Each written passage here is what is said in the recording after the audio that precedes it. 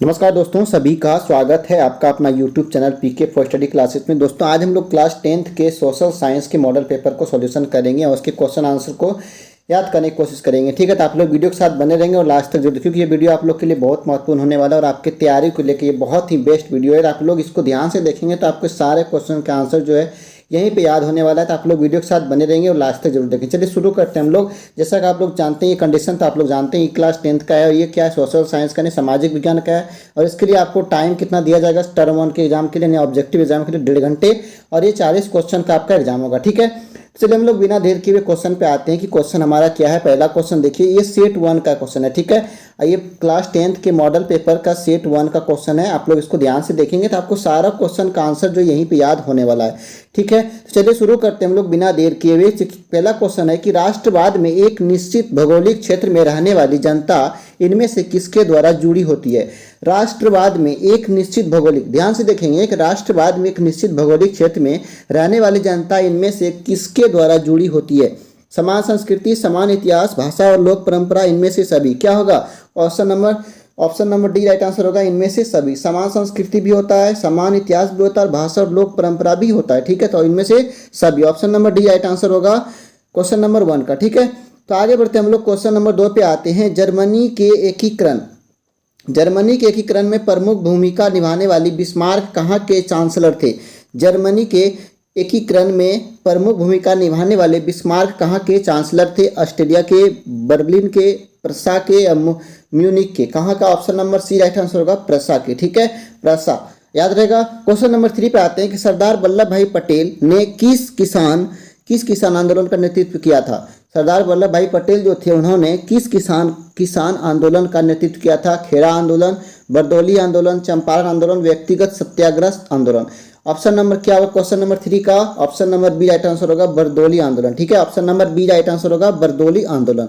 ठीक है, चलिए आगे बढ़ते हैं। क्वेश्चन नंबर 4 पे हम लोग आते हैं कि साइमन कमीशन भारत क्यों आया। साइमन कमीशन जो थी वो भारत क्यों आया। भारत में संवैधानिक व्यवस्था की कार्यशैली के अध्ययन करने, नई शिक्षा नीति लागू करने, लगान से संबंधित कानून बनाने, व्यापार संबंधित कानून बनाने।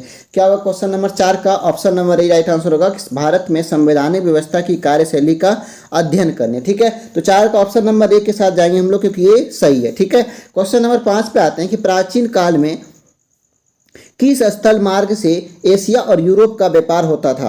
प्राचीन काल में किस स्थल मार्ग से एशिया और यूरोप का व्यापार होता था। सूती मार्ग, रेशम मार्ग, उत्तरापथ या दक्षिणापथ। क्या होगा क्वेश्चन नंबर 5 का आंसर जो होगा वो होगा option number B right answer होगा रेशम मार्ग। ठीक है, रेशम मार्ग याद रहेगा।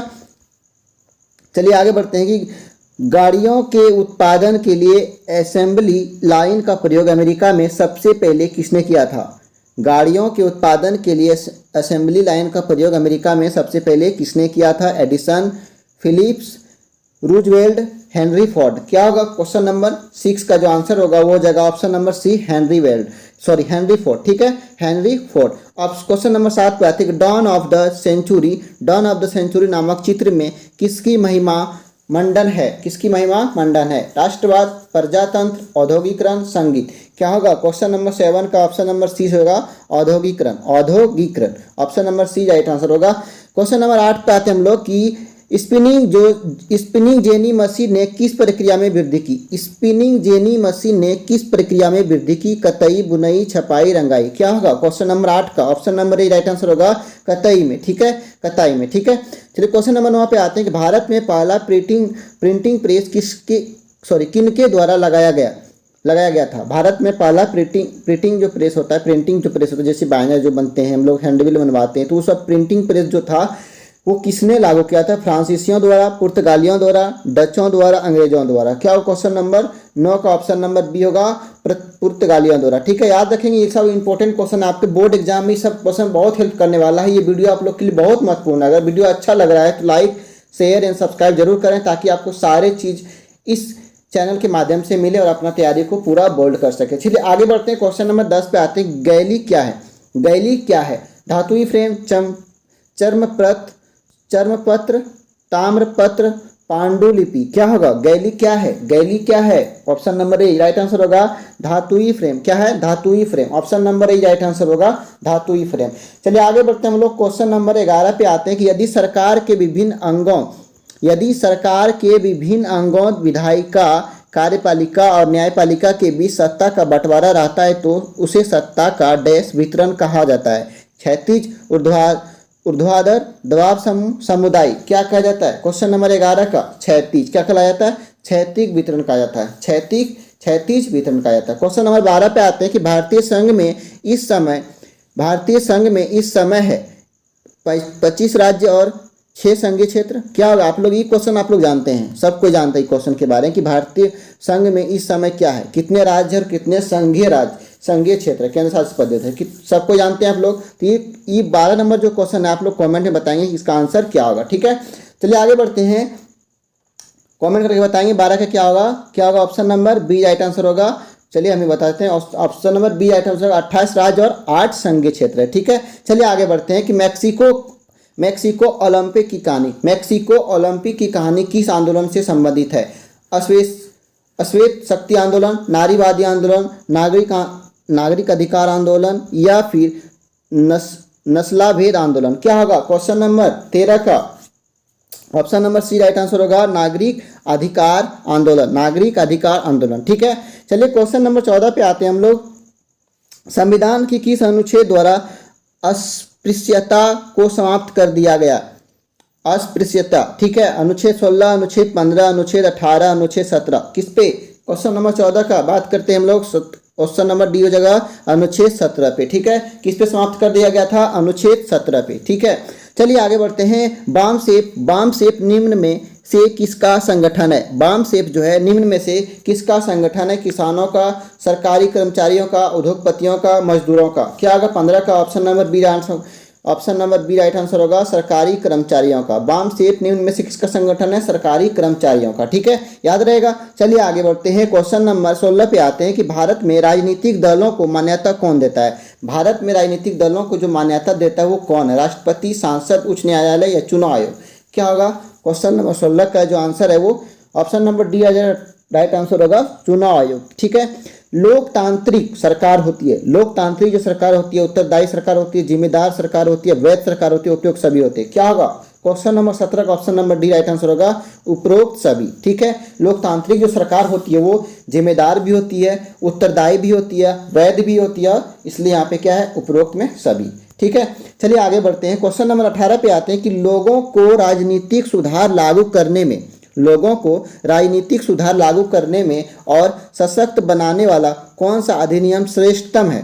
कौन सा अधिनियम श्रेष्ठतम है? सूचना का अधिकार, स्वतंत्रता का अधिकार, शिक्षा का अधिकार, समानता का अधिकार। तो क्वेश्चन नंबर 18 का हो जाएगा सूचना का अधिकार। Option number A right answer होगा, सूचना का अधिकार। ठीक है, क्वेश्चन नंबर 19 पे आते हैं हम लोग। निम्न में से किस जनजातीय संस्था में महिलाओं के लिए सीटें आरक्षित है? निम्न में से किस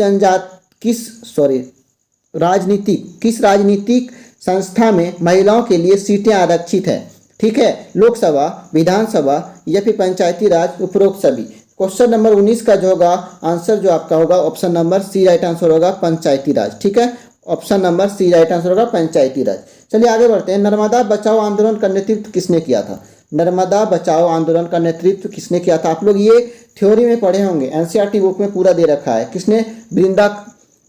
वृंदाक्रात, मेधा पाटेकर, सोनिया गांधी, मायावती। क्या होगा? क्वेश्चन नंबर 20 का option number B right answer होगा, मेधा पाटेकर। ठीक है, कौन किया था? किसने किया था आंदोलन का नेतृत्व? नर्मदा बचाओ आंदोलन जो हुआ था उसका नेतृत्व किसने किया था? मेधा पाटेकर ने। ठीक है, मेधा पाटेकर। चलिए आगे बढ़ते हैं। क्वेश्चन नंबर 21 पे आते हैं हम लोग कि समाप्यता के आधार पर संसाधन कितने प्रकार के होते हैं? समाप्यता के आधार पर संसाधन कितने प्रकार के होते हैं? 2, 3, 4 या इनमें से कोई नहीं।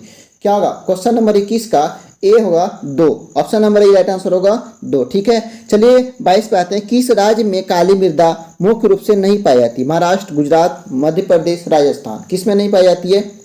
22 number question option number D right answer होगा, राजस्थान में काली मृदा नहीं पाई जाती है। ठीक है, चलिए आगे बढ़ते हैं। भारत में जैव विविधता को कम करने वाले कारक कौन है? क्वेश्चन नंबर 23 का बात कर रहे हैं कि भारत में जैव विविधता को कम करने वाले कारक कौन है? वन्य जीव के आवास का विनाश, वन्य जीव को मारना या शिकार करना, पर्यावरणीय प्रदूषण एवं दवा नल, उपरोक्त सभी।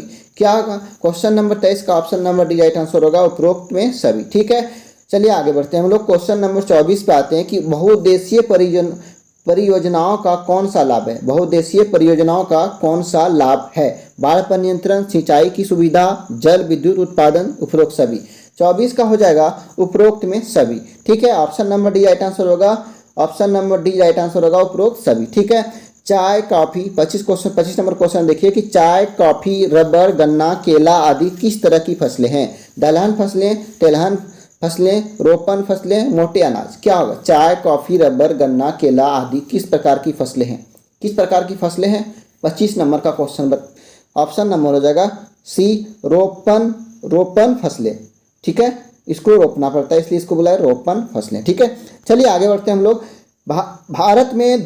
भारत में धान की खेती, 26 नंबर क्वेश्चन का बात कर रहे हैं कि भारत में धान की खेती मुख्य रूप से किस फसल ऋतु में की जाती है।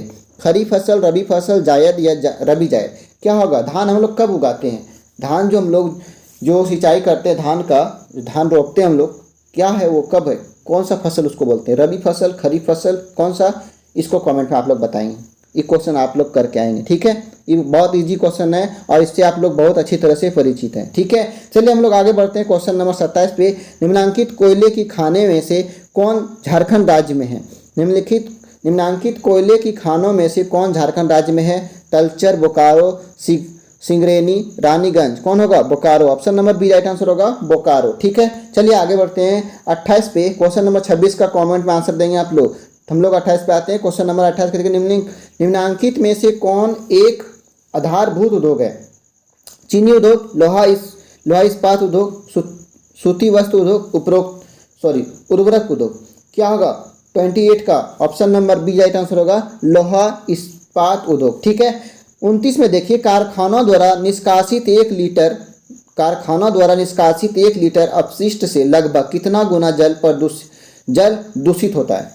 कारखाना द्वारा निष्कासित 1 लीटर अपशिष्ट से लगभग कितना गुना जल दूषित होता है। 3 गुना, 5 गुना, 8 गुना, 10 गुना। 29 नंबर का क्वेश्चन है, option number C right answer होगा, 8 गुना। ठीक है, 8 गुना। ठीक है, चलिए आगे बढ़ते हैं हम लोग। क्वेश्चन नंबर 30 पे आते हैं कि क्वेश्चन नंबर 30 देखिएगा। निम्नलिखित में सड़क परिवहन के बारे में कौन सा कथन असत्य है। सड़क घर सेवाएं उपलब्ध कराता है। उबड़ खाबड़ भूमि पर बनाई जा सकती है। सड़क परिवहन अन्य परिवहन के संसाधन के लिए कड़ी का कार्य करता है। रेलवे की अपेक्षा लागत बहुत अधिक। तो ऑप्शन नंबर डी गलत है। तो यहाँ पे देखिए ऑप्शन नंबर डी इसका आंसर होगा 30। Option number D right answer होगा। ठीक है, चलिए आगे बढ़ते हैं। क्वेश्चन नंबर 31 पे आते हैं कि मानव विकास रिपोर्ट देशों की तुलना किस आधार पर करती है। स्वास्थ्य, शिक्षा, प्रति व्यक्ति आय या फिर उपरोक्त सभी। इसका option number D right answer होगा, उपरोक्त सभी। ठीक है, 32 पे आते हैं कि इनमें से कौन भावी पीढ़ी के कल्याण को परिभाषित करता है। इनमें से कौन भावी पीढ़ी के कल्याण को परिभाषित करता है। आर्थिक विकास, समृद्धि, धारणीय विकास, जीवन की गुणवत्ता। क्या होगा? 32 का option number C right answer होगा, धारणीय विकास। ठीक है, चलिए आगे बढ़ते हैं कि सलमा एक सरकारी अस्पताल में नर्स का कार्य करती है। सलमा एक सरकारी अस्पताल में नर्स का कार्य करती है। सलमा किस क्षेत्र की गतिविधि में संलग्न है। प्राथमिक, द्वितीय, असंगठित, संगठित। क्या होगा? 33 का जो आंसर होगा ऑप्शन नंबर डी राइट होगा, संगठित। ठीक है, 34 पे आते हैं कि सेवा क्षेत्र में इनमें से किस तरह की गतिविधियां शामिल है। सेवा क्षेत्र में इनमें से किस तरह की गतिविधियां शामिल है। कृषि, डेयरी, मछली पालन और वानिकी, चीनी, गुड़, ईंट बनाना, परिवहन, संचार और बैंकिंग। इनमें से कोई नहीं। तो क्या होगा? 34 का जो आंसर होगा ऑप्शन नंबर सी होगा, परिवहन, संचार और बैंकिंग। ठीक है, चलिए आगे बढ़ते हैं। क्वेश्चन नंबर 35 पे आते हैं कि निम्न में से कौन वस्तु विनिमय का उदाहरण है। एक गाय के बदले 5 बकरी का सौदा, एक गाय को 10,000 में बेचना, बैंक से गाय प्राप्त करना, गाय का दूध बेचना। ठीक है, तो क्या होगा? 35 का जो आंसर होगा वो होगा option number A item of guy के बदले 5 बकरी का सौदा करना। ठीक है, चलिए आगे बढ़ते हैं कि व्यापारिक बैंक के क्या कार्य हैं। व्यापारिक बैंक के क्या कार्य हैं। ठीक है, साख निर्माण, ऋण देना, जमा स्वीकार करना, इनमें से सभी। क्या होगा? 36 का ऑप्शन नंबर डी होगा, इनमें से सभी। ठीक है, बहुराष्ट्रीय कंपनियों का देशों में उत्पादन का नियंत्रण करता है। तो केवल एक से अधिक या किसी भी देश में नहीं। क्या होगा? 37 का जो होगा option number C right answer होगा, एक से अधिक। ठीक है, तो चलिए आगे बढ़ते हैं। क्वेश्चन नंबर 38 पे आते हैं कि फोर्ड मोटर किस देश की कंपनी है। फोर्ड मोटर किस देश की कंपनी है? भारत, जापान, अमेरिका, चीन। किसका होगा? फोर्ड मोटर जो है किस देश की कंपनी है? 38 पे C, option number C right answer होगा, अमेरिका का। ठीक है, अगर वीडियो अच्छा लग रहा हो तो लाइक शेयर एंड सब्सक्राइब रुकना नहीं चाहिए और सबको शेयर करें ताकि सभी बच्चे इसको पढ़ सके और अपने बोर्ड एग्जाम के लिए तैयार हो सके। ठीक है, तो चलिए आते हैं 39 पे कि हॉलमार्क किस प्रकार की वस्तुओं की गुणवत्ता का प्रमाणिक चिन्ह है? खाद्य तेल, हेलमेट, आभूषण, कपड़ा। क्या होगा? 39 का होगा option number C right answer होगा, आभूषण। ठीक है, आभूषण। राष्ट्रीय उपभोक्ता दिवस किस तिथि को मनाया जाता है? राष्ट्रीय उपभोक्ता दिवस किस तिथि को मनाया जाता है? 15 अगस्त, 14 दिसंबर, 26 जनवरी या 5 जून। क्या होगा? Option number B right answer होगा, 24 दिसंबर। ठीक है, तो इस तरह से हमारा पूरा 40 क्वेश्चन कंप्लीट हो गया। तो आप लोग को वीडियो अच्छा लगा हो तो लाइक शेयर एंड सब्सक्राइब जरूर कर लें और जितना ज़्यादा से ज़्यादा हो सके सभी बच्चों अपने दोस्त को भेजें इसको, ताकि सब बच्चे अपना तैयारी को कर सके। ठीक है, फिर हम लोग मिलते हैं नेक्स्ट सेट के साथ। तब तक के लिए जय हिंद, जय भारत।